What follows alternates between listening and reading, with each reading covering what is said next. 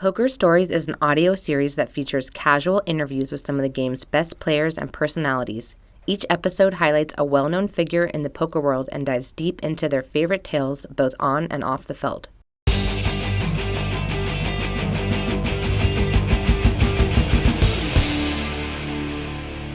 Hello and welcome back to Poker Stories, a podcast brought to you by Card Player, the Poker Authority, and hosted by me, Julio Rodriguez. We've got a great one for you this week. This is episode number 44 with legendary gambler Steve Zolotow. Now, if you aren't familiar with Steve, you are in for a treat. This guy has really lived a life, and he's got the stories to prove it. You'll hear about his famous family of writers and how he met some A-list Hollywood celebrities. You'll hear about his time dropping acid and dropping out of Columbia University, although he did eventually get 2 master's degrees. You'll hear about his acting days, his theater work for the acclaimed Lee Strasberg, and even when he dabbled in porn. There are more stories and names dropped in the first 20 minutes of this podcast than in most entire episodes. And that's before we even got to any of the poker, such as his time at the Mayfair Club in New York City, his 2 WSOP bracelets, or the high-stakes stud games he used to play with Larry Flynt. Not to mention the fact that Steve was also a part of a high-stakes sports betting ring that was wagering up to $1 million a week.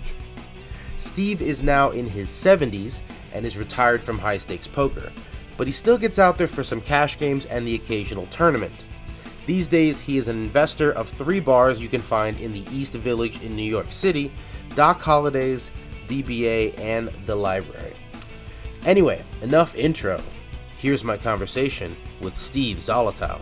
All right, I am here with the one and only Steve Zolotow. You still go by the Bald Eagle? Occasionally.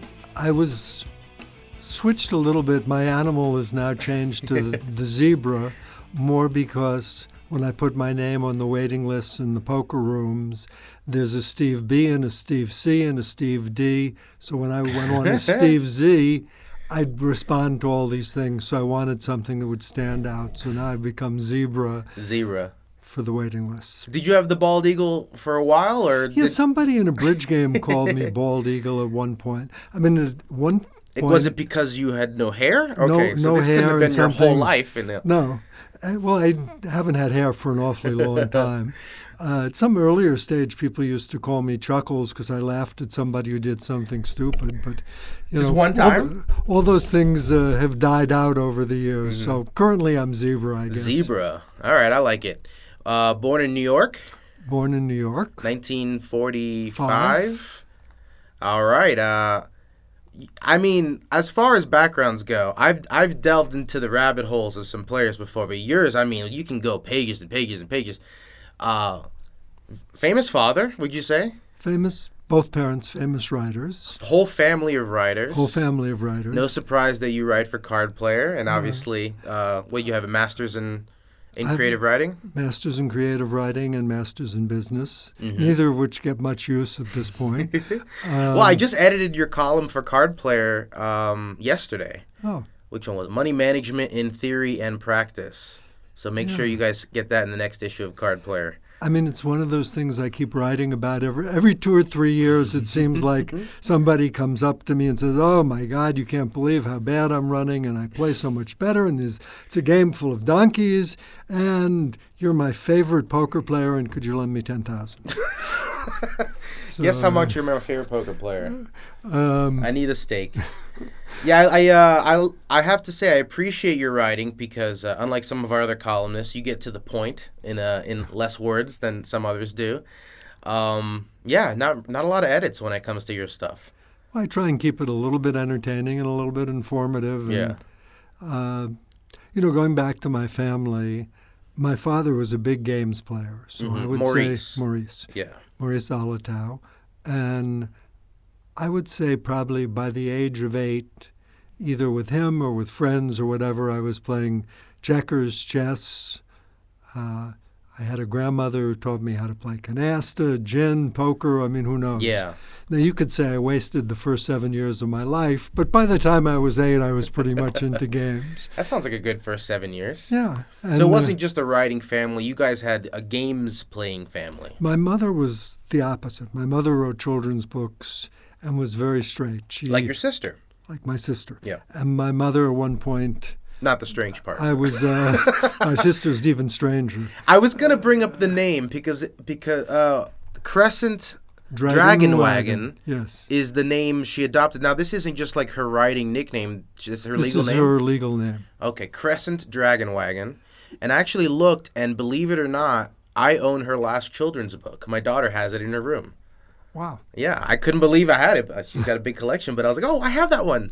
Well, my mother probably has 25 still in print out of maybe close to 100 that she wrote, of which 2 were very famous. She wrote the first women's lib children's book called William's Doll, about a boy who wanted a doll. Oh, very And she wrote progressive. another one which was illustrated by Maurice Sendak, who's probably the most famous children's book illustrator. So those 2 are still Wow. very well known. And my father mainly wrote about theatrical people, but he also wrote about magicians and gamblers and con men and things Yeah. like that. And, growing up, I met a lot of famous and semi-famous actors Well, and he wrote actresses and things. he wrote the only biography of Marilyn Monroe He while wrote- she was alive, right? He wrote the first one that took her seriously. Yeah, okay. And how did she react to it? She committed suicide. I don't know.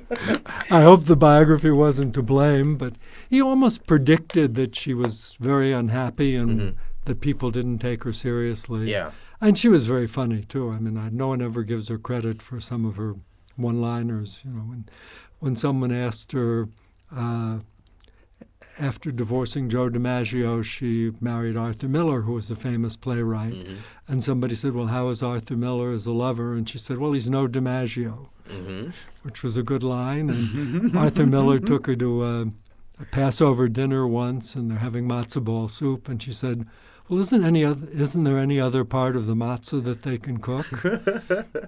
And I was probably, again, who knows, 10 years old, 12 years old, when my father was working on the book, and he took me to the studio at one point where they were doing a Western, Marilyn, Robert Mitchum, and of course, being very impressed by stars, I wanted to feed carrots to the horses, and I couldn't care about Marilyn or Robert Mitchum So or he anybody had else. access.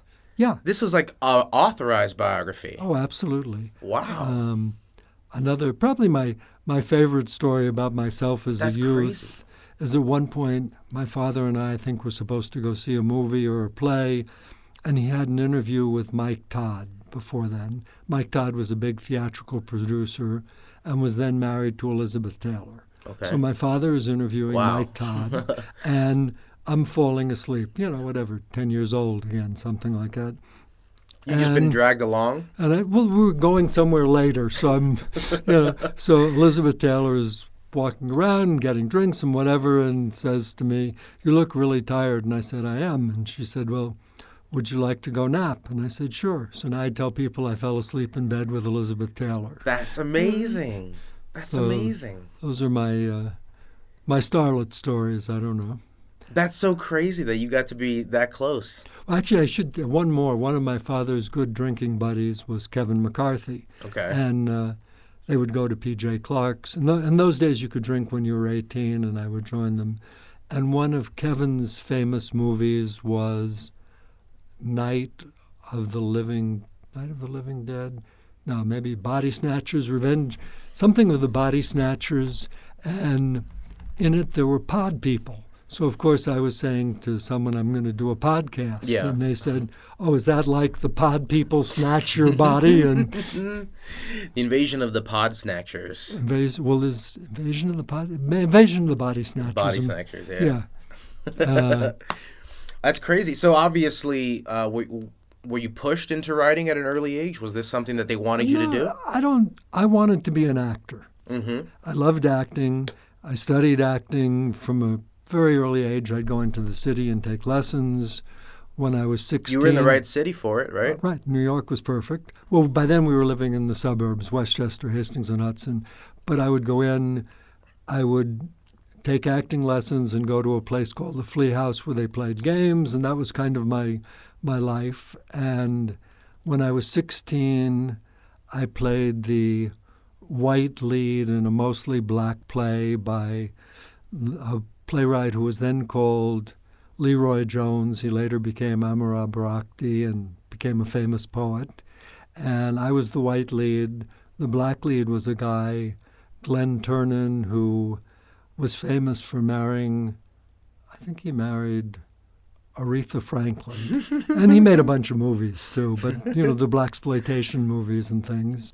And Lee Strasberg told me I was a terrific actor. Lee Strasberg. And maybe our poker audience doesn't know who Lee Strasberg is, but a lot of people. He was head of the Actors Studio and considered for a while Stanislavski, right? Stanislavski was, he was the American branch of the Stanislavski school. Yeah. And the method movement, or no? Method, method. Okay. Yeah, I see things now where the people specialize in making faces, not in feeling real emotions, and I enjoy it. But my inner actor revolts and says, "Boy, I could do better than that." Right? It's really annoying. If only they'd guess me. When you see actors reading rather than acting, it's really jarring on the screen. I see it in music more often. When I see a performer singing and they're singing as if they're reciting the lines rather than feeling each word, right, I can't get into it. You know what I mean? And I think TV is responsible that everybody has to make cute faces to get the laughs, and then the laugh track comes in, and it's not like they really feel something. Yeah. This is my boyfriend turned me down face, and they're willing to use it whenever that situation comes up. I have to ask, your best Daniel Day-Lewis impression. What did you do for this play to get into method? You know what I mean? Well, it was a play that was... It was a controversial play, right? Right. It was a play that involved a high school, racial and sexual tensions, homosexuality, and this was the early 60s? This would have been, let's say if I was 16 and I was born in 45, it would have been the mid-50s. No, 60s. No. Well, Wait. 20 years would have been 65. Yeah, so yeah. 61, let's say. 61. Okay. So we would do tons of improv where the cast would all play basketball together. We would all do just talking and rapping and doing whatever you could together to practice what it would be like to be in a lot of yes-anding. Yeah. Get that Harold you're going. you're in a black high school, mostly black high school as a white kid. You might be gay, you might be in love with the black kid who's in love with you, but you're not allowed to. Being gay certainly then was totally unacceptable. Yeah. There's a lot of violence. There's a lot of, high school. Just as a side note of high school violence, in my real high school, there was an archery class, a rifle class. You could bring, after group, let's call it, after class. I was in the chess club and the bridge club, but there were some other things. And people would bring their rifles to school, put them in their locker. Wow. After school, they would go out and shoot targets. And it never entered anyone's mind that some kid would take his rifle out of his locker and open fire on the school. It was inconceivable. And now we're going to have metal detectors to pick up the kids with guns. Clear backpacks. It's beyond belief to me. Yeah. Well, but obviously you had the stamp of approval from a legend. You're getting roles at 16, so you obviously had chops. So what happened? Well, I decided, as a potential actor, that I wanted to also get an education, so I went to Columbia in New York. Prestigious school. New York, prestigious school. And I was a good student. I was admitted in early admission, so I got in as a junior. I could fuck off my senior year. All of that stuff was great. And when I got to Columbia, I was really interested in gambling, sex, drugs, not so much academics. and I still wanted to be an actor. That sounds like a lot of Columbia freshmen. Yeah, well, especially in those days, we were protesting the war against Vietnam, and it was very radical. Well, I was gonna say, because you're open about your past drug use, so you've talked about it in other interviews. I'm wondering if you have like a nostalgic, view of those days back when you're fighting the power, and it was, more about brotherhood, or was it those dark times? No, I don't think, most of the acid I did, I had fun, I enjoyed, it was good times. Yeah. It was, I drifted out to L.A. probably. Well, before I get to drifting to L.A., I should say now I dropped out of Columbia and I couldn't support myself acting. And I hate driving. I'm a New Yorker. I didn't want to drive, a cab or whatever. And the thought of being a bartender or working as a waiter or something never had much appeal to me. So I did the logical thing. I tried to support myself as a gambler. Yeah. And that was what kind of led me off the acting path and into the gambling path. This was just backgammon back then? Chess? This was mostly, I wasn't good enough to make money at chess, but it was mostly bridge. Backgammon was just coming on. I played small stakes poker in the college games and things. I drifted out to the West Coast where poker was legal in Gardena. Although in those days, pretty much in Gardena, I won't say everybody cheated, but if you didn't at least know how to protect yourself, you had no chance of winning. Mm-hmm. And so it was a very strange... Ethics in all games were much lower. Now, and you're in your early 20s at this point, so it's not like you know all the tricks anyway. No, I was probably late teens, early 20s, and by now I was doing a lot of drugs and drifting around L.A. and making porn films, and I got married and unmarried. And how many porn films? I would say... Do you remember? more than 5 and less than 10, and a lot of still pictures. We did a lot of... It was a little softer core than things have gotten now. Yeah, and, I bet. And my wife was I don't know. I hate to get so far away from poker, but I had been... we haven't got to poker yet. Yeah. I had been living with a bi girl in L.A., and I got drafted finally. I was probably 22 or 23, and they were going to send me off to Vietnam. And were you really dreading it, or...? Well, I had been postponed a few times, and now they were down to where they needed cannon fodder. Mm-hmm. So they were drafting the bottom of the barrel, which included me. And so I was sent down south for basic training. I got beaten up for being against the war in Vietnam. Oh my God. And the captain of my group said, look, and there was actually somebody with my exact psychological profile committed suicide. So my captain called me in and he said, I'll get you out of here within a month. Don't commit suicide.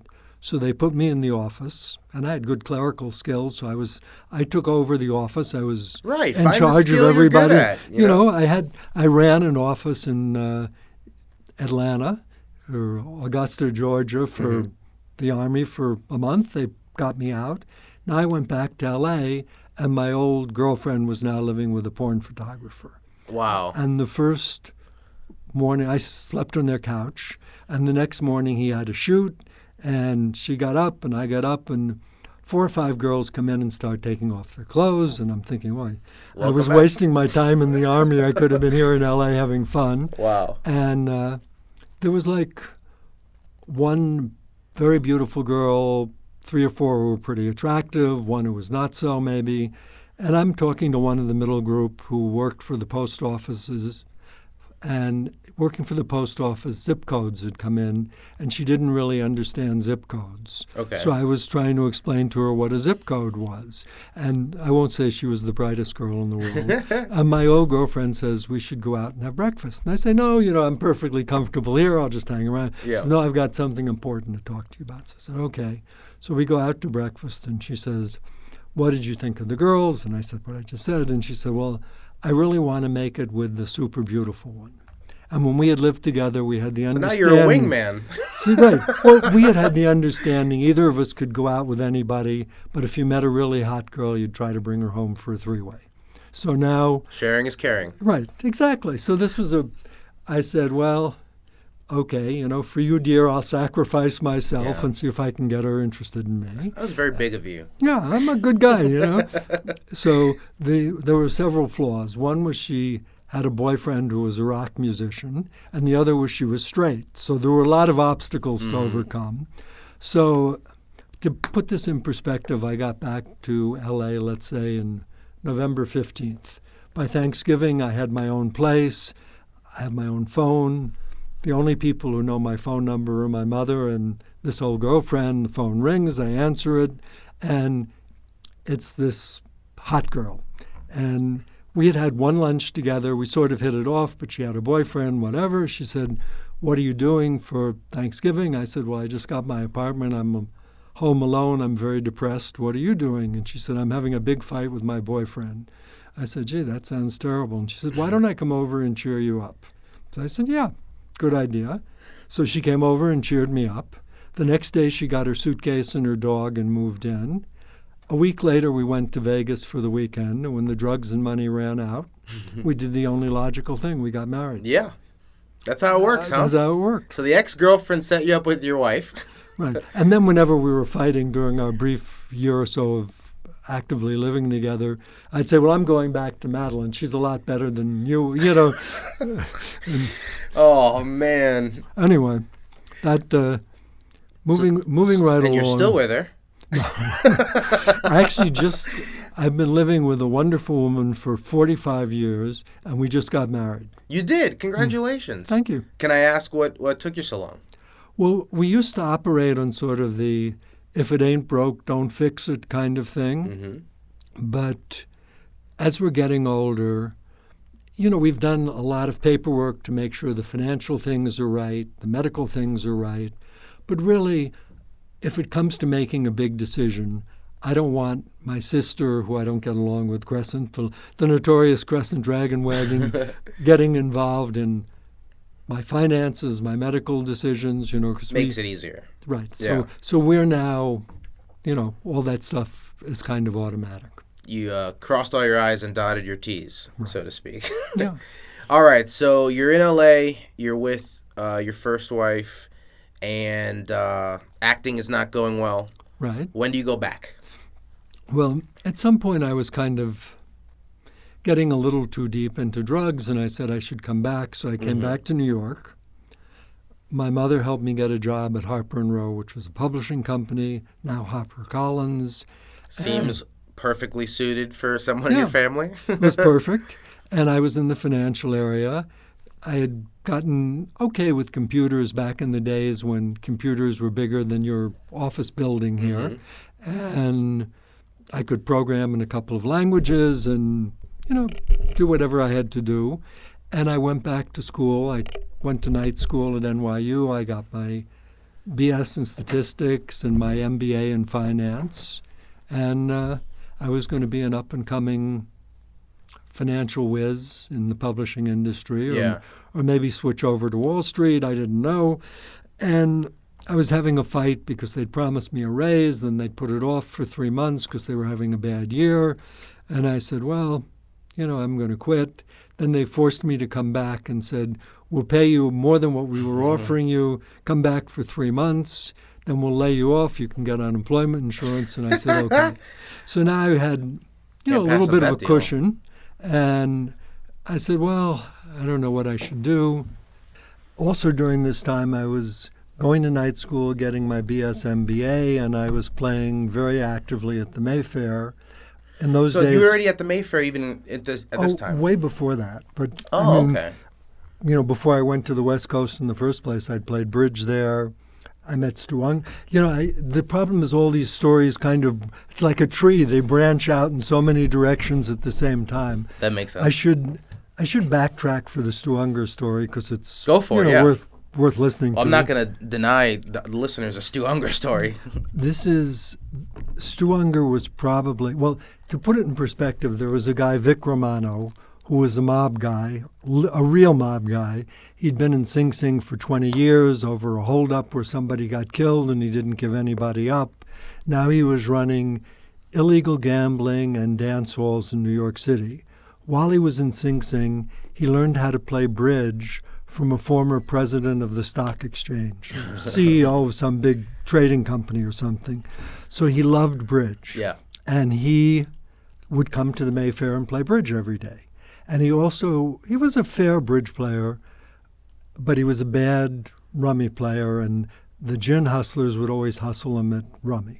So that was his league. That was his league? Yeah. Well, he was probably not a huge winner at bridge, but, he was a nice guy, and he was very nice to all of us, helped the broke kids out and stuff.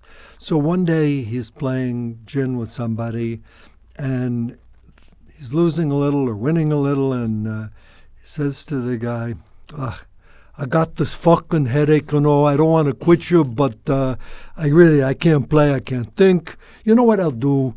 Here's my nephew, this kid. You play him, I'll back him. So the kid was Stu Ungar, who probably looked about 9, but might have been 13 or 14 at that point. And they got Stu propped up and playing, and after that he beat everybody at the Mayfair at rummy over the next week or two. Eric, because the Mayfair wasn't poker to start, right? It was the Mayfair was bridge exclusively. Then, which was legal. Okay. Well, gambling, what's legal and what's not legal in gambling law is always very obscure. But in some areas, it's not they the game, say it's the wager. Is a game of skill legal, but a game of luck is not legal. And they classified bridge as a game of skill, and let's say poker or backgammon as games of luck. In reality, I would say bridge might have more skill than poker, but it also has way more luck. There's really no bluffing, no folding. If you have the worst hand, you pay off. You can't escape at managing bad luck. Right.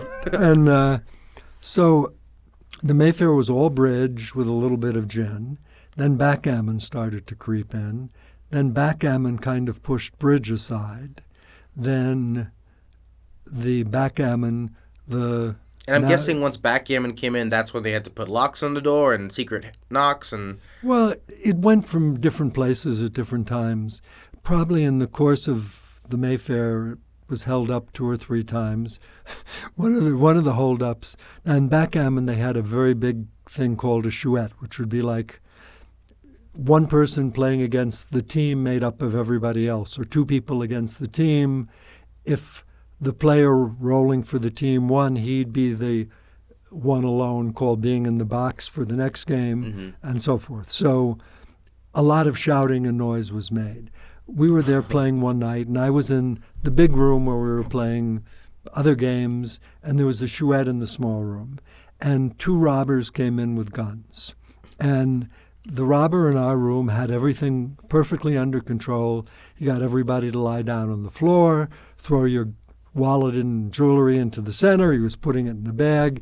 And the robber in the other room where the chouette was going on, it was very noisy, and he said, okay, everybody, down on the floor. And the chouette kept going on, and people were shouting. And so to get everybody's attention, he fired a bullet into the ceiling. So now our robber, the one in our room, says, fuck, every time I get a partner, he's an asshole and shoots somebody. So now we're like, please God, don't let him start shooting us. We like you. Stay in our room. So anyway, they made their escape, and that was one of the robberies I remember. Another robbery. Did you get hit particularly hard on that one? No, I mean, I never carried a lot of cash. Actually, speaking of cash at the Mayfair, there's another cute story. There was a bridge player, Mike Moss. And imagine most of the people playing there were young and relatively poor. And he would say, I'll give you $100 for all the change in your pockets for the rest of your life. And you have like $1.25 in your pocket. And it seems like, wow, what a good deal this is, Mike Moss is going to give me $100, which I can really use for But whenever he sees you, he's going to be like, hey, give me all the change in your pocket. Give me all the change. So, pretty soon it dawned on us this was not such a great deal. So now we bribed the doorman to call up and tell us Mike Moss is on his way up. So as soon as Mike Moss was on his way up, we had to get rid of all our change, which was known as moss-proofing. Oh, that's great. Moss-proofing. Yeah. You threw a wrench in his plans. Yeah. You're talking about the second robbery? Second robbery. I had gone out for pizza or something, so everyone, of course, said, we must have set it up for while we were out having That pizza. makes you a suspect. Suspect, right? And then there was a third one where it was some people from another club who were all in their 70s, who were the age I am now and older, let's say. And when they held it up, the papers wrote it up as the Over the Hill Gang. And they all got caught. It was on videotape, I think. Were they just mad at you youngins for stealing all their action? Maybe, I don't know. I mean, there were a lot of, all of these stories interlap and go on and on. But so anyway, going back to moving to backgammon, the late Paul Magriel revolutionized backgammon. And basically, for about a 5-year span, every best player in the world either was a full-timer at the Mayfair or had spent considerable time there. So that if you went anywhere in the world and somebody wasn't a Mayfair player, you knew you were better than them. Yeah. Among the Mayfair players, it was tougher to figure out who was the best. But against the strangers, we were way better. And then the story goes that basically to find edges, you would throw poker in as like a secondary game? Well, I think I was the first one, but there were probably a couple of other people who were simultaneous where we would, again, with Paul Magriel, my story is that we were playing, he came up with a backgammon proposition. He said, the white checkers have a small advantage, but I'm willing to play black for $200, but we can only do it once. So I said, okay. So we played it and I won. I said, okay, let's do it again. And I said, no, you said we could only do it once, which really put him on tilt because he wanted to do it again. So I said, okay, why don't we play something else? And we agreed to play Klabiash. And then somebody told him I was way better than he was at Klabiash. In fact, I think, what is Klabiash? A card game? Card game. Okay. Where the Jack of Trumps is the highest card. It's a very weird short deck card game. I don't know that anybody plays it anymore, but it went through a phase, I like the name, or a fad. Yeah. I mean, you'll read it in an old book sometime. We got together and played Club. So Double B? Klabb? I'm not sure. I think it's, you spell it anyway. It's like Hanukkah. You spell it any way you want. It's like how Badusi has 3 different spellings right now. Exactly. Yeah. And so somebody said to him, X, Paul Magriel was known as X for X22. X22, yeah. Y, Z, meaning me. Why would you play Z at Klabiash? So we decided to play poker. And we used the 15 backgammon checkers as our chips. Yeah, there and you we go. played a freeze out where it was like 1-2 blind, no limit hold'em freeze outs. So we started playing a 3-point backgammon match, double or nothing on poker, or a poker match, double or nothing on backgammon. Right. And it generated a lot of poker interest. And then a small stake poker game started up. Then a bigger stake poker game started up. And then, again, you have to understand the New York people were all games players. They were great chess players, backgammon players. So we had you, Erik Seidel, Howard Lederer, Dan Harrington, David Gray, Mickey Appleman, Jay Heimowitz, Jason Lester. Am I missing anybody else? That at least our interview people, our listeners would know. Probably not. Well, the guy who ran the club, Mike Schickman, was one of the winningest solid poker players in poker history. And he did it in his own house. And there were a few people who were... Wendy Neolis is famous in her own right as a female player, probably the only female who fought her way in the game for ages and managed to more or less survive. But it was a very tough game, and we're all very analytical. Oh, Billy Heron is another one who was again, very, very good games player. And the fact that we were all very analytical meant suddenly we were doing a lot of work, a lot of thinking, a lot of trying to get better and better. A lot of math breakdowns. Right, math. We'd go out to drink and let's say Erik Seidel, Billy Heron, myself, Howard Lederer. We'd talk about hands from the night. Did you do this? What were you thinking? Did you have to re-raise with ace-king? You could have just called and seen the flop and, what was the best play and all of that stuff on and on and on. And by that point, I should add, I had gotten very good at backgammon.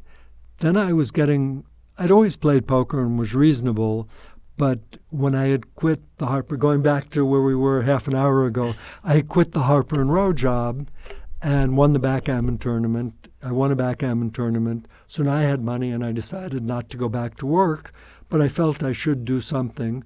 And somebody said, bookmakers all have a lot of money. And I said, I'll become a bookmaker. Sports betting. Well, the sports betting came later. Initially, I was going to be the bookmaker. Right, but I mean, just like you were... Yeah, I was going to be on the right. I was the house. Betting. Right. So sports betting, basically, to be the house, you have to find customers. You have to get a good line, give them the line. Were you making the lines? They have to bet, and then they have to lose, and then you have to collect. Mm-hmm. I worked with somebody who was very good, had a very good line, could help with everything, and check. Check. And was teaching me the business. I mean, I knew nothing. You know? So I was very good at finding customers. I was very good at getting them to bet.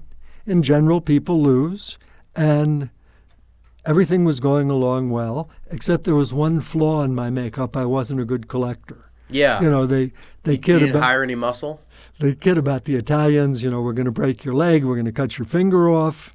The Jews tend to call up and cry and say, "Oh, I'm not going to be able to feed my family. How can you do this to me?" You just walk up with your palm out. Right. Please. So then, actually, let me go back to Paul Magriel, because I have a great Paul Magriel story, seeing as we're X-rated here. He was a bad gambler, even though he was a very good games player, and he had owed me money for probably 98% of his adult life. And so he lived with you, right? He lived in the guest house at our house for a while, he and his wife and his son. And he calls me up and he says, "I really have to borrow, $450. And I said, "Paul, our figure's already pretty high. And what do you need $450 for?" And he said, "If I don't get $450, they're going to cut my cocks off." And my reaction, "Cocks? How many do you have?" Yeah. I mean, wait a minute. Yeah. What are we talking Plural? about here? And he said, No, you don't understand. And I said, "Well, explain it." He said, "My cocks, my cable, they're going to cut off my cable." So how could you turn down loaning a guy $450? Yeah, that's a big Cox bill. Yeah. Man, what was he must have been a few months behind. Yeah. Hey, you got an extra Cox to spare, Anyway, so I was bad at collecting, and a guy was a backgammon player, David Leibowitz, had introduced me to a customer who seemed to be a very shrewd guy, and there was a group of computer sports bettors that was run initially by Stanley Thompson, then it got taken over. Chip Reese got involved, who got Billy Walters involved, and Billy Walters took it over from everybody. Yeah. Billy Walters. That worked out great for him. Well, it worked out great sports-wise. It didn't. His stock market trading got him in a little trouble. There's a limit to how many corners you can cut, no matter what you're doing. People say Phil hung him out to dry a little bit. And it's probably true, but the two of them, I mean, we've seen it with poker. We've seen it with all these things. Phil Mickelson, not Helmuth. Right, I know, but I'm saying... I just have to clarify for the listeners. No, but we've seen that the government is willing to let you do a lot, but at some point the government says they're spitting in our face. Yeah. And with the insider trading, where they were trading 50% of the contracts on a stock on a day, that's spitting in the government's face. With the poker, the poker websites... The government was willing to let them play poker, was willing to let them figure out a way to do payments, but when they were violating bank secrecy laws and saying, well, this deposit is golf balls, we're buying $10,000 worth of golf balls and it would filter its way into your poker account. Right. The government said, okay, enough is enough. Yeah, you're getting payouts from Phil's Lamps and wherever. Right. Exactly.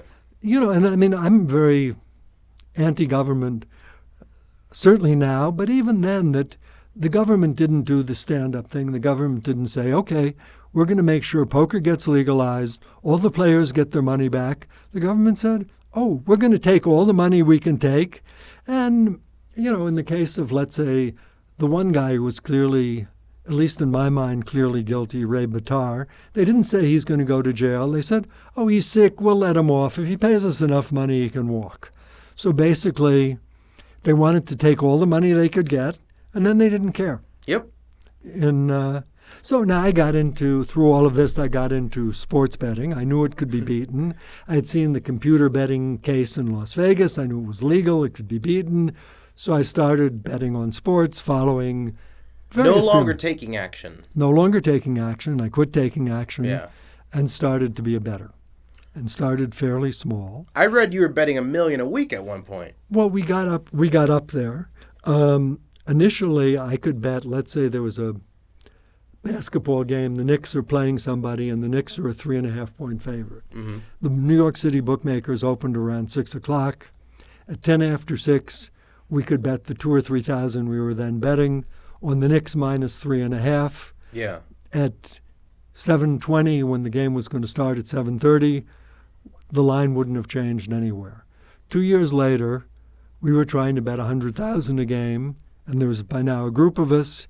And if we laid Knicks minus 3.5, everywhere in the world, the line was 4 or 4.5 or 5. And we had followers and followers following followers and movers all over the country trying to help us. David Gray was moving in Las Vegas for us.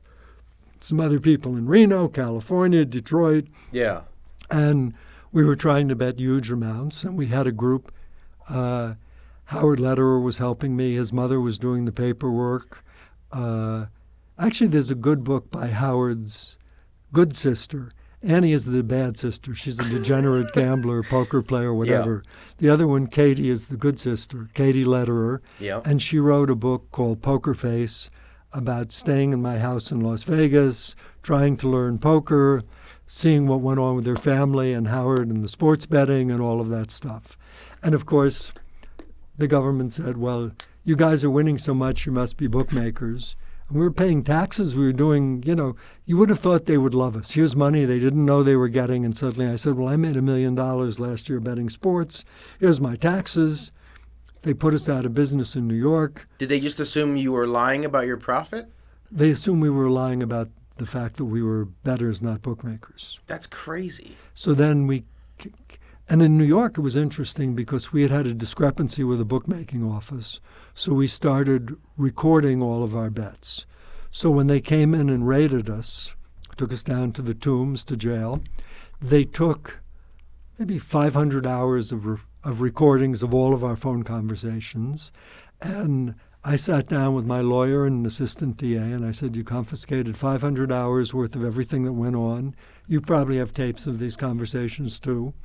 Let's just take a couple of hours at random. And if you have any record of us taking bets, charge us with bookmaking and put us in jail. Yeah. All we're doing is making bets. And some assistant DA and I listened to 2 or 3 hours of tapes. All we did was make bets. And he said, okay, you're right. We're going to drop the charges. We're just going to keep the money we seized and the computers and all of the office supplies. 497 more hours of this. Right. So they gave us something called adjourned contemplating dismissal, which means they drop the charges for 6 months, but it's adjourned.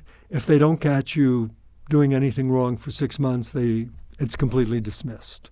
So we moved our betting to Las Vegas, where, again, Billy Walters had won a big case. Chuck Sharp had won a case. We knew it was legal here. Yeah. Went through the same thing. You're bookmakers. And here they had what they considered evidence. We were calling a guy in New York who was betting for us, but also he was a bookmaker, and he used what we told him to bet on to adjust his lines.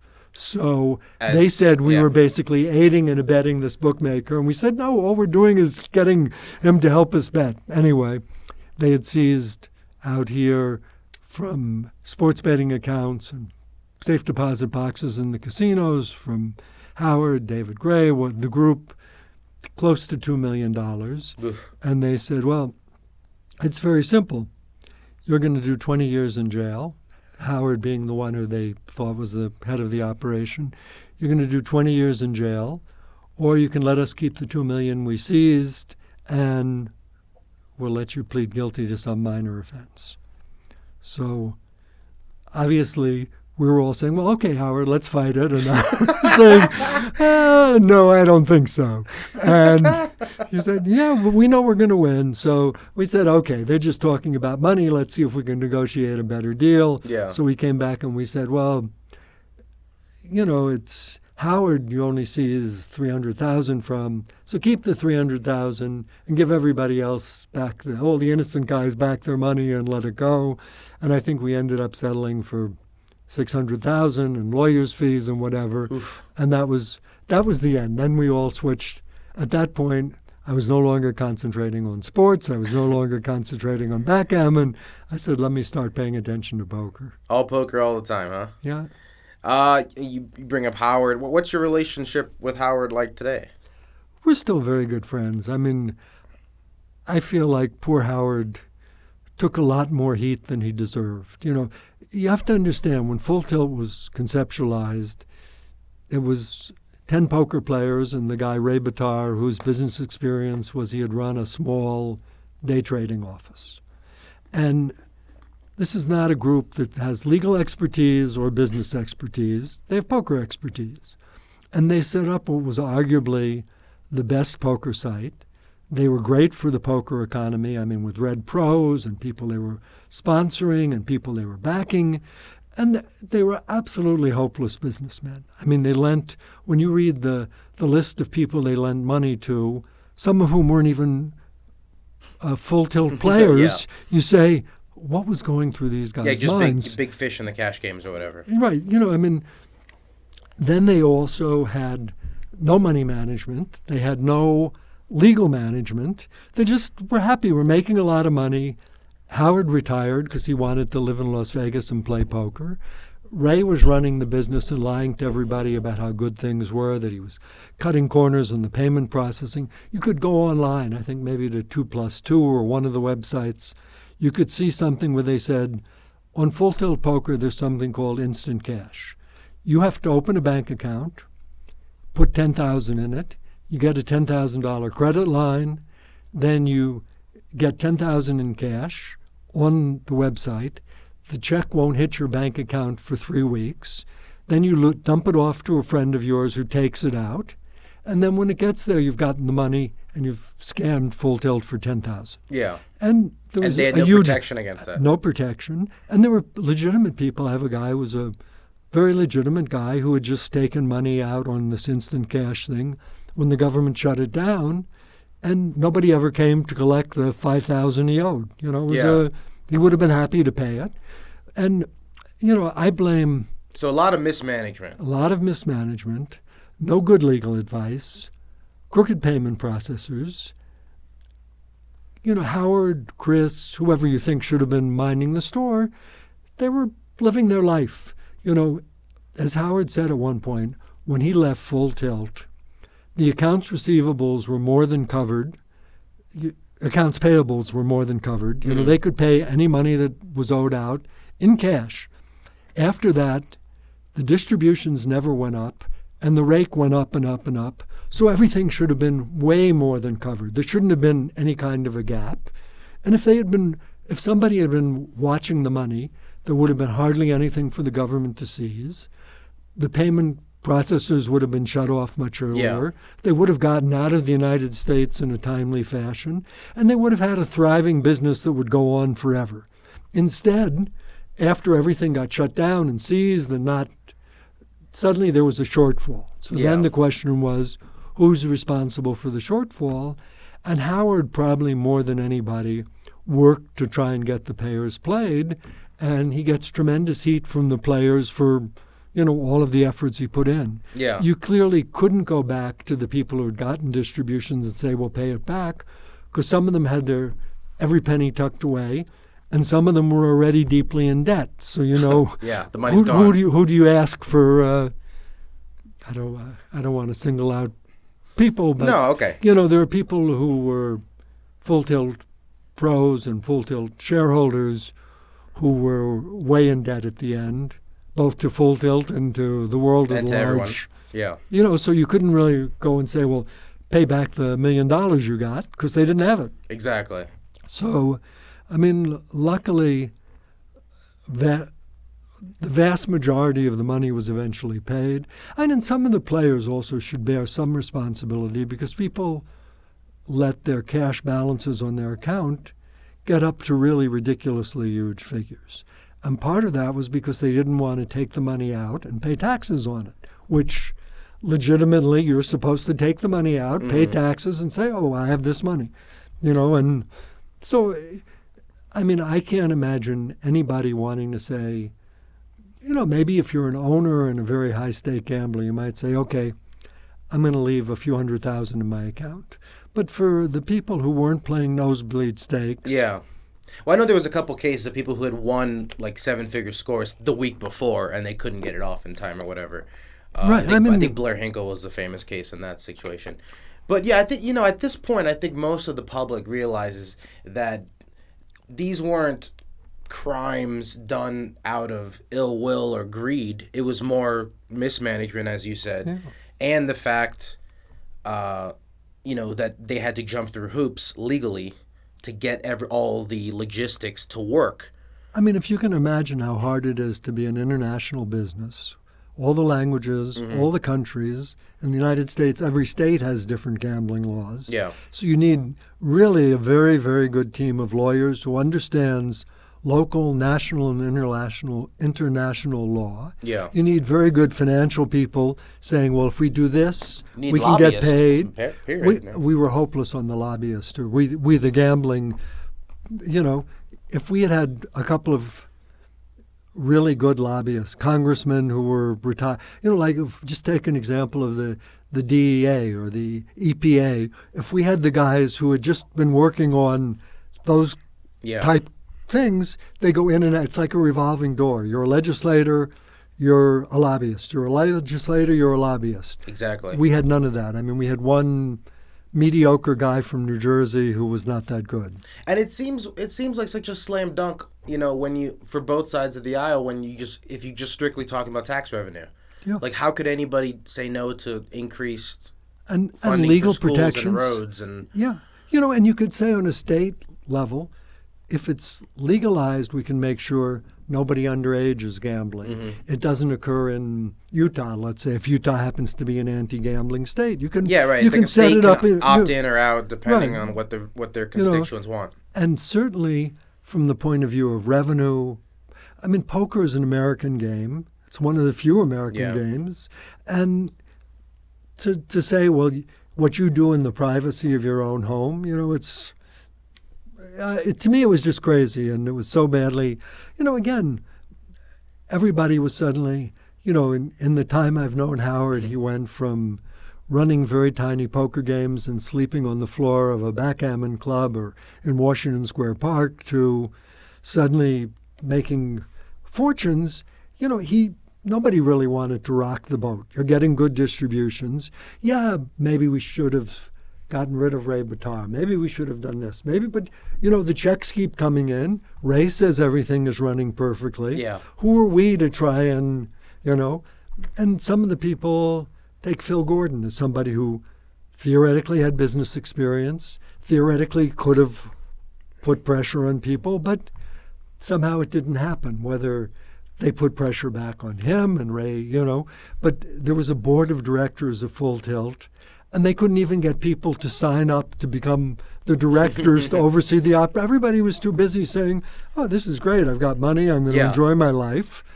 And then at the end, they nearly sold it to a couple of Europeans, to a couple of, I guess it's public knowledge. You may have to X this out, but Jack Binion was looking at buying it at one point.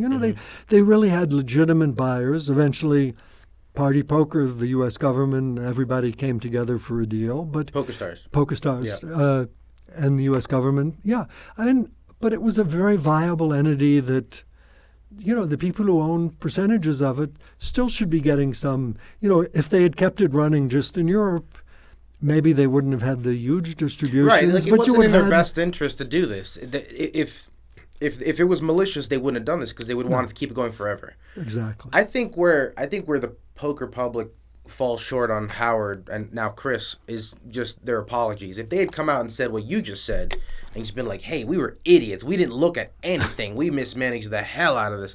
We are super sorry, and we're going to try to do everything in our power to make sure you get every cent back. If they had done that from the beginning, all right. And also part of it is when the shit hits the fan, suddenly you have a lawyer. And the lawyer is going to say, don't say anything, don't admit to anything, don't do, And worse, there's going to be finger pointing by those lawyers, And, we've seen it with anything. Look at Paul Manafort on trial now. It's like, well. Do not look at the text, though. They're disgusting. All those seized texts, don't look at them, especially if you've eaten. Just all of the, the Cohen, I take a bullet for Trump. Well, but I might have to flip if things don't go. It's like, it's very hard. Going back to the years when I started as a bookmaker, this is now, let's say I'm 25 or something, under 30 anyway. Yeah. And in those days, bookmaking was a minor offense in New York. You'd spend the night in jail, you'd pay a $100 fine, and they'd let you go. But occasionally they'd capture some big operation, and they'd say it's mob and RICO and whatever, and then you get money in big laundering trouble. Or whatever. Right. So I told the people I was involved with, it's very simple. If I have to go to jail and it's less than a year, I'm going to do it. I'm not going to give anybody up. If it's more than 5 years, I'm giving everybody up, and I'm not going to do it. If it's between 1 and 5 years, I'll have to decide, That was my feeling about it. Now at my age, in your 70s, I don't want to do 5 years in jail, and that's my life, It's like, how much are you going to give up? That's a good story. Let's see here. Let's talk about poker. Okay, well, going back to the Mayfair. Now poker is catching on, and the main game is No Limit, although at some point the No Limit players got so good that nobody could win in the game, so they switched to a limit mixed game, I think horse or hose or something like that. And again, it was all very good players, or a lot of very good players. The No Limit players, No Limit Hold'em had sort of died out in the rest of the world. It was played during the World Series, but this was in way pre-whole camera days. And so there was no limit game. So suddenly all these great game players from New York came out and started playing in Las Vegas. Well, I think that's the misconception. I think people my age or whatever in poker, they look at anybody above 50 and they put them in the same category as old school, and they're all the same. But you Mayfair, New York guys were a hell of a lot different than like the Texas West Coast gamblers. You know what I mean? For lack of a better word, you guys were the nerds. Right. Well, and we were the kids, too. Yeah. I remember when Erik Seidel was Erik the Kid. It's like all of these people were the kid. I backed Erik in the first poker tournament he ever won. I think it was $1,000 entry fee. And he said, I'll play for 10%. And now he's in the top. I guess Justin Bonomo just zipped into the lead. I think he's third or fourth now. Right, But, it's, you forget that we were the ones, Erik, Dan Harrington, Howard came out, and we took the world by storm out here. When I first came out, I didn't have money to enter I didn't have $10,000 to play in the main event. I was, when they put in satellites, I could afford to start playing. Yeah. And it was very unusual for those guys to suddenly run into people who, A, were much more ethical, the old saying that they used to say in Texas, if you ain't cheating, you ain't trying. And certainly a lot of the old school gamblers, you could probably, if you ever have Doyle or one of those people, he can tell you stories about how many crooked games and how many cheats and how many mechanics and, dealing with all of that stuff. And it was very common. And poker rooms where they had, even playing blackjack. You'd play blackjack at the Dunes where they had single deck, dealt to the bottom. But if you were winning too much, they had a dealer who they called over who, suddenly there'd be the rotation moving across the room, and suddenly some old guy would come in and you'd never win another hand. So you knew. The William H. Macy cooler. Yeah, exactly. Man. 2 bracelets? The first bracelet, Chinese poker, was, David Gray, I think, and some of the other New York gamblers had seen some Chinese waiters playing Chinese poker. Mm-hmm. And so they picked up the game, and we all started. Suddenly it was, you know how these games become a huge craze for a while. So Yeah. suddenly everybody was playing it, and it was great because you could play it two-handed, three-handed, four-handed while you're waiting for the poker players to show up. And Did you play high in those days, or was it high-low, high split, or? it was all high. It was the most simplistic rules. Okay. Now with That's what I'm saying, the games now evolved a lot. Fantasia, you know, Fantasia and all of these things, it gets, you know, again. Oh yeah, all like open a- faced right. with the fantasy land, and yeah. Yeah, so it's everything of, you know, like No Limit Hold'em would have died out if they hadn't invented the whole card camera and Chris Moneymaker. Henry Orenstein, who was another mainstay of New York poker, was one of the first guys to come up with the idea of the whole card That's right. camera. I had Maury on the podcast, and he was talking about how Henry and him hooked Yeah. up for the Yeah, poker productions. Yep, and you know, New Yorkers there were a lot of things that are now fairly standard that New Yorkers invented. One of the ones was the idea of running it twice. When you first came out to Vegas, there'd be somebody who'd say, well, he's got a flush draw 4-1, I'll give you 4-1. And you wouldn't know You if just chop up the pot right then. or you chop it up, or the guy would insure. If somebody didn't want to chop it up, okay. someone would lay insurance, and the guy laying the insurance would always have at least a little the best of it, sometimes a lot the best of it. Like, let's say the guy had 2 outs. So you say, well, 44 cards, let's say 2 outs, should be about 22-1, 21-1. But now this guy knows he's folded one of those outs. So now it should be 40-1, and he's laying you 25-1 or 22-1 or whatever it is. So I think Phil Hellmuth went through a phase of doing that for a few years. People used to take insurance, give insurance, but the running it twice or more than twice was a New York innovation. Another thing which I've always thought was a good New York innovation that never caught on out here was the idea of rovers. And what a rover is let's say you have a 9-handed poker game and 11 people show up. Big problem. Big problem. Yeah. You don't want to tell those 2 guys you have to wait, because they may wait 5 hours and never get a seat. And you don't want to play 5 and 6-handed. You don't want to play a 5 and a 6. So what we would do is we would play a round, let's say. Now, 2 people would get out, and the new 2 would come in. Then you'd play another round. A new 2 would get out, and the 2 who've just been out would come in. So everybody played 9/11ths of the time. Yeah. And you got a seat for everybody, and it was perfect. And you change your position at the table a little bit, right? Things change around. You know, and we played Dealer's Choice a lot. A lot of the games that are just catching on the last 5 years out here used to be mainstays of Dealer's Choice games in New York, where, I mean, we played in an incredibly complicated game where you would play high-low stud, where they would deal out 4, you'd keep 3, you'd roll 1, you get your 4th card, there'd be an immediate replace if you wanted, and then you'd play the game. And another thing which was a great New York innovation, we played high-low declare. Okay. So you had to whether you were going for high or low, which... For Hold'em or Omaha? No, or? for any of the high-low games, Okay. like Omaha. Or Stud, Or Stud.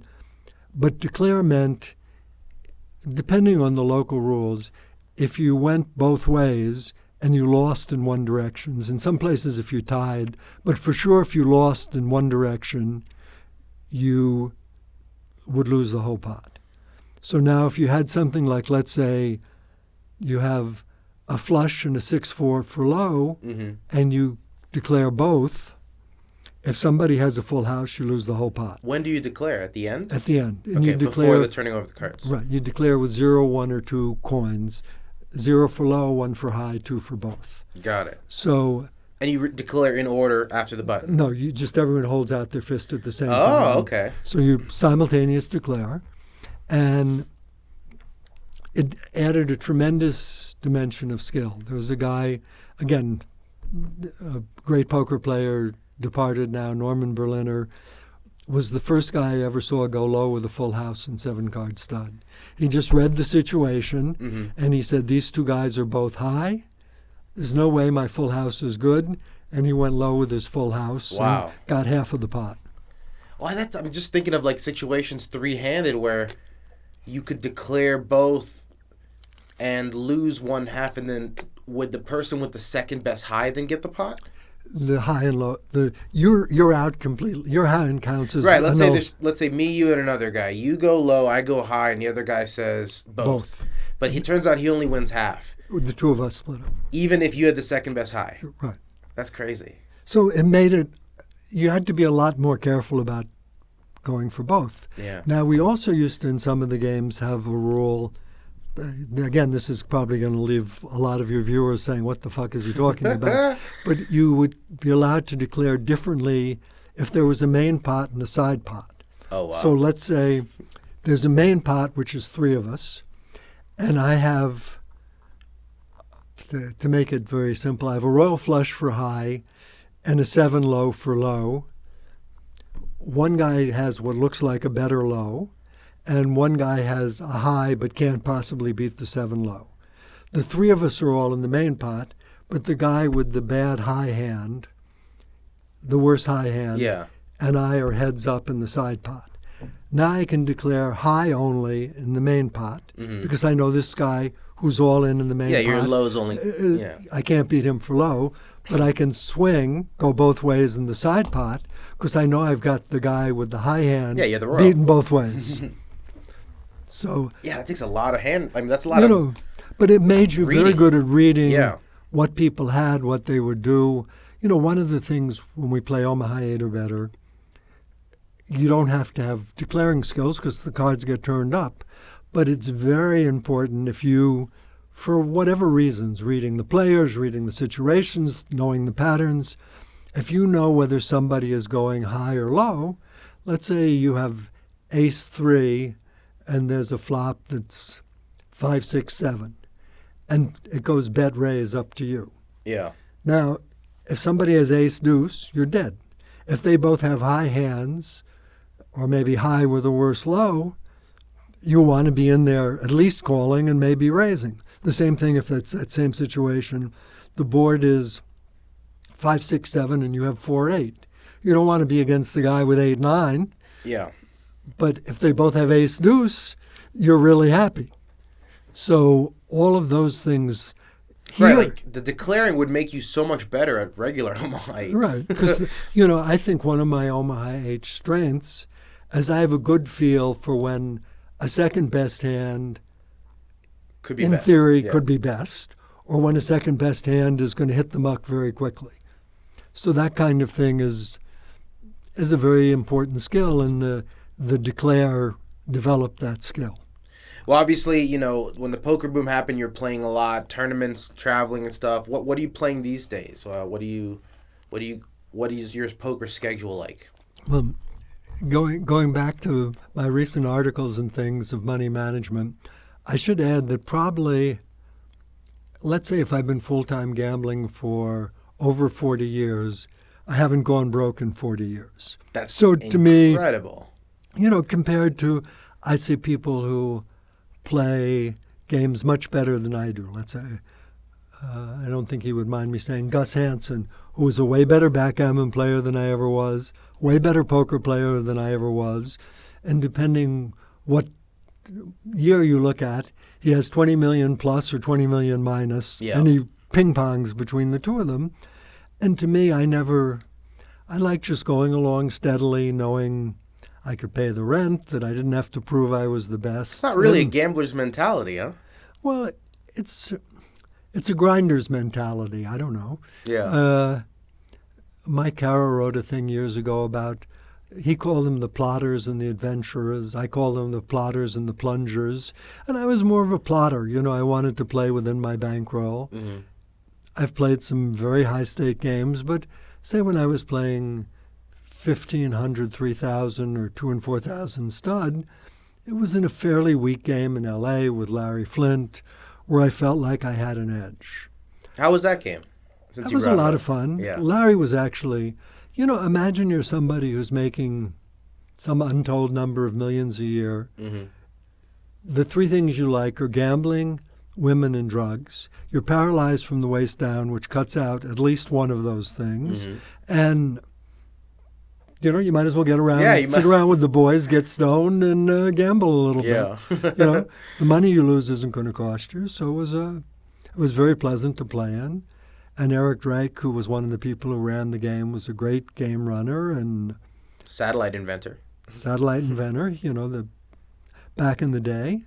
And probably the guy who cleaned up Las Vegas poker. I mean, he really did a tremendous amount to get the cheaters out of Las Vegas. Get him in here, I think. He's a fascinating guy. Great sense of humor, great stories, all of those things. Again, going back to the plunger category, he's one of the ones who, it doesn't matter how much he wins, he somehow doesn't have money at the end of it. Probably in Larry's game, yes, he was being backed, but probably his share of the winnings was a couple of million, and he still owes everybody. Yeah. So it's very different mentalities. Anyway, when I turned 70, I said to myself, okay, you have enough money to live out your life comfortably, no more high-stake gambling. So now this year, I played a handful of smallish tournaments. Like everybody else, I can tell you my hard luck story. I was very unlucky in the Super Seniors. And I saw you made a deep run. I made a deep run. I lost with Ace-King to Jack-9 in a pot where my opponent was all in, and then I lost another one with Ace-King against Ace-Queen where I was all in huge pots. And, it's poker. But most of the time I just play at the Bellagio or the Aria. I don't go on the road to play much. And I play 2-5, 5-10 no limit or 2-5-10 PLO. And, I won't try to guess how many buy-ins I could make if I wanted to, but I buy in small, I play, I enjoy myself. I can't You already won. remotely get hurt. Yeah, exactly. Yeah. I mean, most of the things my wife, I was going to say my girlfriend, I have to train myself now to say my wife and I like to do. We like to travel, we like to see movies, plays, eat reasonably well. We don't... Do you still have a place in New York? We sold our place in New York, but we're going to be in New York. You're official retirees now. Well, we have a place in Vegas and a place in San Francisco. Oh, okay. And we decided when we sold our place, we were going to rent by the year in New York. Okay. And we rented for a year, and we're there about 4 months.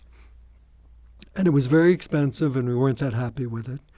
So we were paying a little over $6,000 a month rent. No, thank you. And since we're there for 4 months a year, that's equivalent to $18,000 a month for the time we're there. Yeah. So we said, we can stay in a very nice hotel for, so this time we're going to go back for September, October. You can stay in the nicest hotels. Yeah. $18,000 a month. So we got some extended stay place with a doorman and valet, and, it's in the $18,000 a month range, but it's, all the amenities, and it's perfect. So it's, we're going to try that, and if that doesn't work, we'll consider buying. But both New York and San Francisco, when you live in Las Vegas, you get spoiled as far as rents go, or purchases go. If I told you my mortgage, you'd be $6,000 is crazy. Yeah, I sold. That's 5 times my mortgage. I sold my house to Howard Lederer, and it was a almost 3 acres, a main house, 2 guest houses, a swimming pool with a waterfall, old growth trees. And it went for $1 million. In New York, for $1 million, we were looking in the $2 to $3 million range and didn't find anything that looked suitable. Yeah. It's like you want a 2-bedroom, comfortable place. It doesn't exist. You're either going to go far away or very small. San Francisco, likewise. Yeah. I was lucky. I have an old friend who was looking at houses. He had sold his house at the top of the real estate market. Now, after it tanked, he was thinking of getting another house. And I said, well, we like San Francisco as a place for the summer and the winter. Look for a place for us, where if you find his old house, he had a small rental apartment. So he found a new house, and he said, well, it's a 2-family house. It's a closet in Oakland. No, it's in Pacific Heights, which is a fancy neighborhood. Yeah. And it's a little over $4 million. And I said, well, that sounds a little out of our budget. And he said, don't worry. And he's a very good friend he said, I'll give you a mortgage if you want a mortgage. Don't worry about a mortgage. Because as a gambler, if you've ever tried to get a bank loan. I've heard horror stories, yeah. It's not, you can have $1 million in assets in Wells Fargo and they say, what? You want a loan? Yeah. What is your income? Yeah, what's your guaranteed income? Yeah. Yeah. And so he helped me with the mortgage, and I took a 10-year mortgage out, and we got it. And we've had it probably a little less than 10 years. It's more than doubled in value. San Francisco, it's more than doubled in value. Las Vegas. And so we're happy. So we end the podcast with some rapid-fire questions, if you're ready. I'm too old for rapid fire so anything. Very slow questions. Thought out answered questions. Biggest pot you ever won or lost? You talked about the Larry Flynt games. Wondering if you have a memory of a specific pot. I think I remember a pot. There was a guy from Greece named George who was in Las Vegas. Not George the Greek? George the Greek. Okay. George the Greek, the legendary George the Greek. George from Greece? Yes. And he loved to play PLO. Yeah. And we were playing PLO at, I guess it was Bellagio at that point. It might have still been Mirage, but I think Bellagio. Mm-hmm. And we played with a $100,000 cap.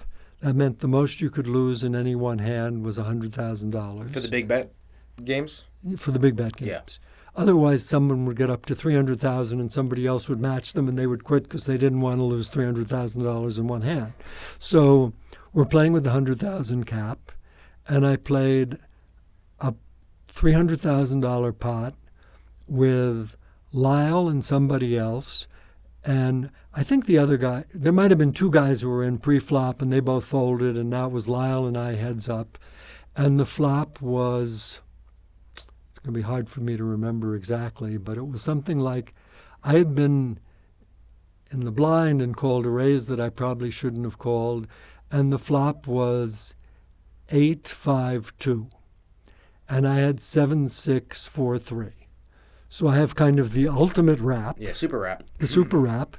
And Lyle and I now get all in. Of course, he has 3-8s. And he says, well, I don't always deal at once because I don't want my opponents to know they can get in and escape against me. So we dealt it once and I lost. And it was probably in the $300,000 pot range. That hurts. That hurts. But, at that point, if you're playing in a $100,000 cap game, you're used to winning and losing big pots. Yeah. Let's put it that way. Favorite tournament destination over the years? I know you're not really traveling for tournaments. Well, I loved Paris when the aviation was open in Paris. It was the perfect venue because they had a good restaurant attached. The players, at least initially, were not the greatest players in the world. It was international. You got to hear all the different languages, speak all the things. It was perfect for my then girlfriend, now wife, that she could go out during the day, we could go to a museum, we could walk around the streets, then I could nap and then go play poker at night. Yeah, so yeah. It was perfect. I'm wondering, sorry, not that question. Doesn't apply. Worst job you've ever had before poker? Well, after, during my time as a degenerate in L.A. doing drug stuff, I had a lot of temp jobs. I mean, one of the things I did was I took a job as a part-time accountant. And as a part-time accountant, this is in the days, the pre-calculator, pre-computer days. Is this what led to bookmaking, your accounting job? No. You had these huge adding machines with a thing that you'd pull. I'm doing an arm gesture that podcast viewers will find. You're pulling a slot machine handle. Right. It's like pulling a slot machine handle to get the adding machine to register. Yeah. So I would just be adding columns of figures day in and day out and cross-footing them. I worked unloading boxes, where you do like 3 days work, you'd have enough money, then you could take it out to Gardena, hope to get it run up to enough to live on for a couple of weeks or a couple of months. I worked at William Morris briefly doing William Morris is the theatrical agency, and I did calculations of residuals for TV serial shows. So, I had a lot of Just sending weird, out 3-cent checks. Weird, no fun jobs. Best swap or piece you ever got of anybody? I know you mentioned you backed Erik Seidel in his first win. Well, I backed the 4 Mayfair players or semi-Mayfair players who I did well with. I've had pieces of Erik, pieces of Dan Harrington, pieces of Howard Lederer, and pieces of Annie Duke, all of whom I've made money with. Since then, my backing career has not been very successful. It went south after that? Indeed it did. Too many horses or too big a buy-ins? What was the problem? I think that horses tend to be, if it's not somebody who's a good friend, they tend to be intrinsically flawed. Otherwise, they'd have money to buy in on their own. You're right. It's rare to have the Stews of the world who are just so gifted but so messed up elsewhere that they need the staker buy-in, right? Another good person for you to try to get in would be Billy Baxter, to get some of his Stu Ungar stories and golf betting stories. And he had his own IRS case and, a lot of... Yeah, and he's still playing the game over there. And, he probably was the best no-limit deuce to 7 player. He may still be. I mean, it's hard to know as people get more mathematical. Yeah, JRB was telling me some stories about him and the deuce to 7 games that they would run at the Bellagio for years. Yep. Okay, music. If you're wearing headphones at the table, what are you listening to? It's funny. 2 people just made a bet on this, and they said I could adjudicate the bet. And one person picked some sort of classical music like Mahler, and the other one picked, I think, the Grateful Dead or the Rolling Stones. Okay. And I had to adjudicate the bet was a tie because I was listening to some mystery on tape. I listened to a lot of books on tape. It wasn't even music. It wasn't even music. Yeah. So a lot of Audible books or... A lot of Audible books. What do you like? Well, I mean, obviously... Mostly mysteries for the books. So still fiction, huh? Yeah, okay. A lot of fiction. Occasionally, it's hard to not lose the thread of something serious. So when I read the serious books or listen to the serious books, it's hard to do it when I'm trying to focus on a poker game. Well, here's your question, because you from their acting background. Who were your playwrights? I'm guessing Neil Simon, a New York guy. It's hard to not pick Shakespeare as your favorite playwright. Well, of course, yeah. But acting in the '60s is a different time. Yeah. No, there were a lot of the people who... Noel Coward. Well, Noel Coward was, for song lyrics, Mad Dogs and Englishmen Go Out in the Midday Sun, he wrote some of the funniest, most clever lyrics. And right now there's a guy who does parodies of political parodies. He did one when his name is Randy Rainbow. Mm-hmm. He's got one which is very funny that I'll recommend about Trump called... A completely stable genius or something, a very stable genius, which is a takeoff on a very modern major general. I think it's also a quote of his. I am the very model of a modern major general. Yeah. So he has the Trump, I am the very model of a modern stable genius. And that's very funny. And he did one of Steve Bannon. Like 4% of my listeners are upset right now. It's only 4, though. Well, but it's just funny. Even you can be a Trump fan and an anti-Steve Bannon, or a Steve Bannon fan and anti-Trump. When Steve Bannon was fired from the White House, he said, you know what happens if you call the White House today? The person asks for Steve Bannon. The person answers the phone and says, yes, we have no Steve Bannons. We have no Steve Bannons today. So, they're funny parodies, Part of humor is you have to be able to, Oh, man. I come from a Jewish background, and I tell Jewish jokes and whatever. It's not. Yeah, if we can't laugh, then we're in a lot of trouble. Yeah, can I tell? Do we have time for a quick joke in here? Or is it anti-Semitic? Somewhat. I'll leave it up to your discretion. Okay, well, you can always edit it out. Yeah. These 2 Jewish guys go up to Atlantic City, they gamble, they lose all their money, and they're driving back home, and they pass a church. The church says, $500 if you convert to Catholicism. So the guy swings the car over to the side of the road, leaps out, runs into the church, and his friend says, you're not going to convert, are you? He says, yeah, for $500. So he comes back out. He's wearing a big cross. He gets into the car. they start back to New York City, and his friend says to him, well, did you convert? He says, of course. He says, well, did they give you $500? He says, all you Jews ever think about is money. That's a quick conversion. That's my anti-Semitic joke. That's not too bad. That's a quick conversion. Okay, going back. Better than being an anti-dentite, if we can reference Seinfeld. We end the podcast the same way every time with a question from the random question generator. And yours is, what weird food combinations do you enjoy? You're looking at me like you're not an adventurous eater at all. No, I put hot sauce on everything. Oh, so really? Like on salad? Well, I would put a lot of cayenne pepper on salad, certainly. So just pick the food you think should never have hot sauce on it. And for me, it's that food with hot sauce. I was going to say ice cream, but I feel like that might be okay now. Yeah, I'm sure there's some kind of chili pepper ice cream or something. Yeah. I'm a ketchup on my eggs type of person. See, now Some people think that's weird, but... See, now to me, that would be automatic hot sauce. Well, yeah. Like, what's your hot sauce of choice? Are you like a Cholula, Tabasco? Well, Tabasco is getting into the hot range, but there are a couple that are better. Cowboy Pete? There's one called Dave's Insanity Sauce. Oh, so you like the ghost pepper stuff. Oh, yeah. There's another one called After Death Hot Sauce that in theory you put on the lips of the dead body and it comes back to life. Keep some around just in case. Yeah. You never know. Sounds like, prove the test. That was my random question, huh? I mean, that's what came up. We got another one? We could try again. Well, that one's way too political. We'll just cause an 8-minute answer. What are some unusual places you've been? That's way more open-ended. Well, I should tell you, speaking of unusual, my most unusual prop bet. Yes. It's too bad we didn't get into prop bets. Look, what am I doing? Yeah. That's actually one of the questions. Prop bets. Go for it. Okay. Yeah. This one is while I'm in the Army in Georgia. Mm-hmm. I've been thrown out of the first basic training, beaten up. Now I'm in the second round of basic training. Because you're holding a flower instead of a rifle. Right. I'm against. I said, no, I don't want to contribute to the war in Vietnam. It's a bad war. Anyway, so now I'm waiting for the next round of basic training to start.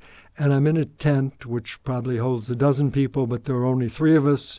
And there's something called the Enlisted Man's Club where you could go and get watered down beer, 3.2 beer. So I'm planning on going there. So after lights out, bed check, I get up and I'm putting on my boots. And a voice from the neighboring bunk says, "Soldier, where are you going?" And I thought, oh, this is it. I'm in big trouble now. And then he pulls back the covers. He's fully dressed. And he said, "If you're going to the EM Club, I'm going with you." Mm-hmm. So we go down to the EM Club. We're sitting there, and you have to imagine a non-air conditioned southern dive full of flies. Flies are flying around everywhere. And we're talking about what I do. And I say, well, I was a gambler in L.A., and I'm very unhappy to be here. And he was a Hell's Angel or Comanchero or something from Florida, a motorcycle guy. And he says, okay, you're a gambler. I'll bet you $5 you can't drown a fly. I say, luckily this was before I was an animal rights kind of guy. So I said, yeah, I could drown a fly. Mm-hmm. So we agree to the conditions. I'm not allowed to strangle it or squash it. I have an hour to drown it. What? So I have an hour. So we get an empty beer bottle. We fill it with water. He catches a fairly lively fly. We get it in the bottle. And I'm now holding this fly. Again, you've got to watch my gesture, you on the podcast. Yeah, I'm holding this fly with my one finger underwater. You're putting your finger in an imaginary bottle of water. And the fly is flapping its wings like crazy. Imagine me flapping my wings to demonstrate this. Mm-hmm. And after about 15 minutes, it stops flapping. It's just lying there. I say it's probably dead. He says, well, you still got 45 minutes. So I say, okay. And by now I'm beginning to think that he's sacrificed $5 just to have me hold a fly underwater. But $5 in the Army meant a lot. So, and we've posted the money for the bet. So I'm not so sure. So at the end of half an hour, this fly is absolutely comatose. It is not moving. I say, okay, I can tell this fly is defunct. Let's go on. So he says, you still got half an hour. Are you sure? I say, nope, I'm sure. So I hand him back the beer bottle. He takes the fly out and pours it out on a bar napkin. The fly is still just lying there, eyes closed, wings still.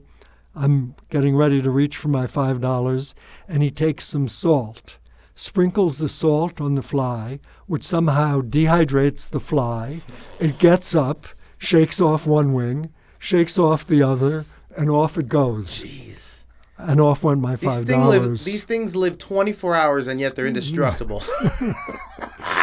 That guy was a scientist. That guy was world-famous botanist. No. That's a crazy story.